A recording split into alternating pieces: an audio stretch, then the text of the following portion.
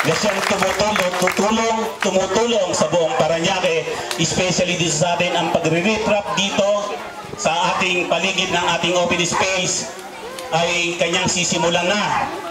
Hindi ho natin akalain pare-pareho. Sa dahilan itong darating na tagulan na dati nangangamba ang ating mga magulang sa lakas ng tubig, ngayon ito'y makukontrol sa dahilan binigyan ng pansin ng ating ng walang katulad. Ipinagmamalaki natin, pinagmamalaki ko at karangalan ng inyong lingkod. Ito po ang nag-iisang Roy Logoles, ang ating congressman at magiging congressman pa ulit. Ito po siya. Thank you. Maraming salamat, Tony. Salamat sa iyong magandang pagpapakilala. Alam niyo, kami ni Tony, mahaba na ho ang pagsasamahan namin.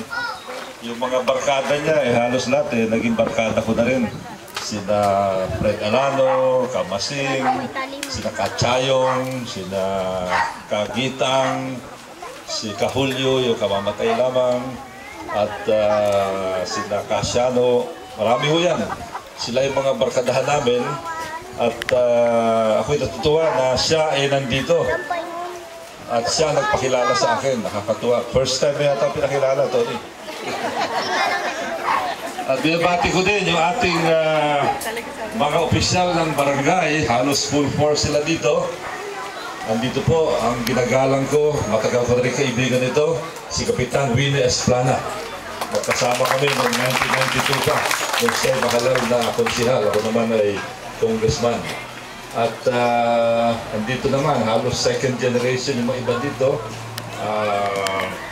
Yung mga kagawad, si Kagawad Faye Rapay,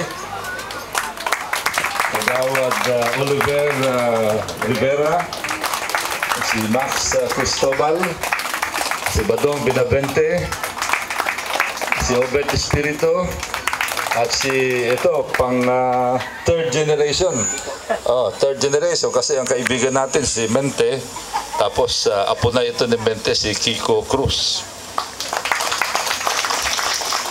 Ganyan na kahaba ang pagsisilbi mo, Winnie.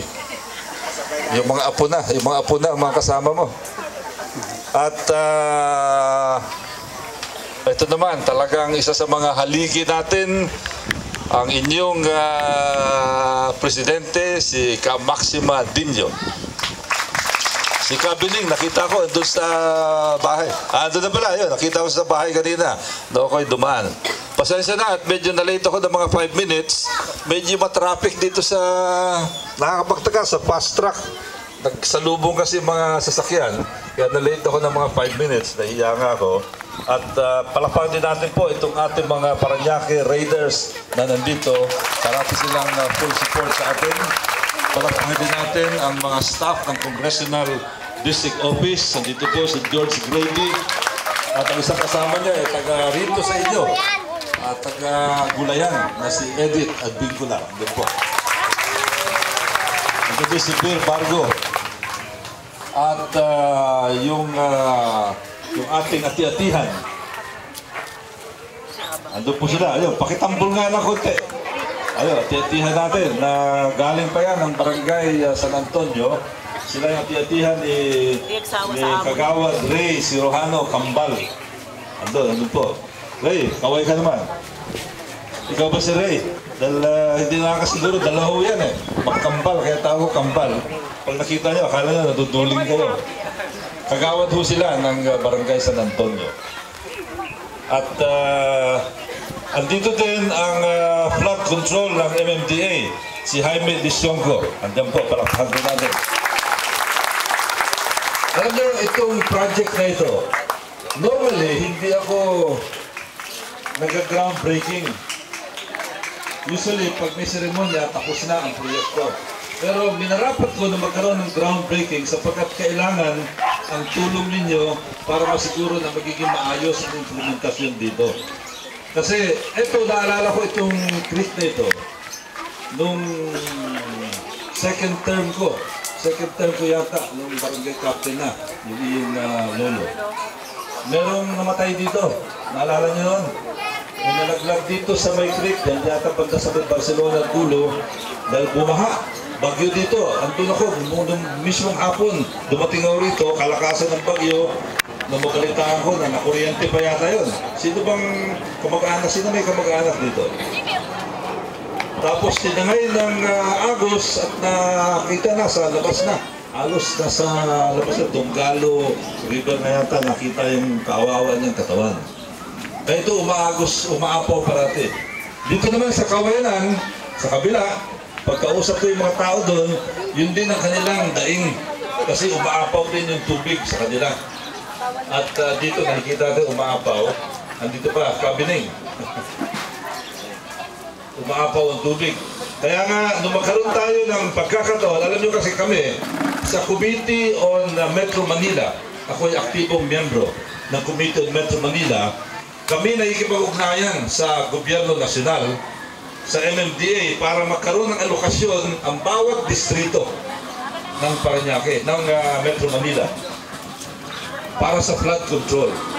At pinalag tayo sa pamamagitan ng ating malakas na pakikipag-ugnayan sa MMDA, kahit na nababalitaan nyo na kinakalaban ko yung chairman ng MMDA, pero siyempre yan naman, iba yan, iba naman yung trabaho lang ito. Nakakuha ako na alokasyon para sa 2nd District of Parañaque.